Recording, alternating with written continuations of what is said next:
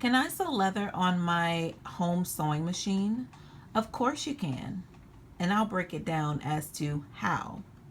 Now in front of you I have a guide from tandyleather.com. This is actually in their leather buying guide section, but I have this chart in particular because they provided a nice illustration of weight thickness conversion. Now, here's a little tip for you.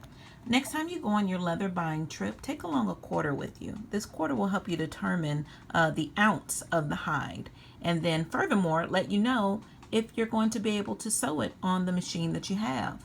Now, when I turn the quarter sideways, you'll see a quarter measures 1/16 of an inch. So you'll see it's right in line there with their measurement chart. And that is converted over to 4 ounces in weight thickness of a leather hide.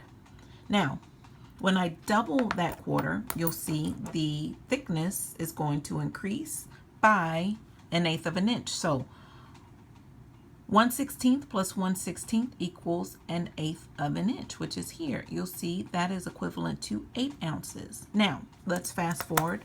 I have 4 quarters stacked together now. And when I put these in comparison to the chart, they will measure at 1/4 inch. So 1/4 inch thickness. And that converts over to 16 ounces. Now, the reason why I'm breaking down the different categories of ounce weights is because anything from about 1 ounce to 5 ounce, you should be able to sew successfully on your commercial machine. Mind you, you want to invest in a walking foot attachment for your commercial machine. That will ease in the guidance of the leather under the walking foot and through to create the stitch and out. All right, now anything from, I would say, 6 ounces to about 9 ounces, you may want to invest in an industrial machine. Now, the reason is because the industrial has more horsepower than what the commercial machine would be able to provide for you, according to the thickness of the leather that you're using. If you were to use anything from a 6 ounce to a 9 ounce in a commercial machine, you are going to burn out your motor and have trouble in the future with your machine. So if you've made quite an investment in your commercial machine, you don't want to damage it by forcing it to sew something it was never intended to sew in the first place.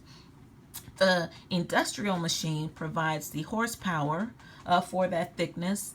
It could be for upholstery fabrics, it could be for vinyl, and of course some leathers. Now, if you're using anything heavier than 9 ounces, so we're looking at possibly 9 ounce to the 16 ounce category, that will be cause for investing in a walking foot industrial. So not only will you have the power behind the stitch, you will also have the mechanism that allows itself to walk over the materials instead of sliding the materials under the foot.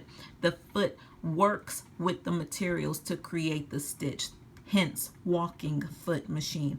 And in my next video, I'm going to demonstrate all 3 of these for you so you can have a better understanding of what leather should I choose for my machine. So stay tuned for the next video, and please share your thoughts and any questions. I'll be more than happy to answer them.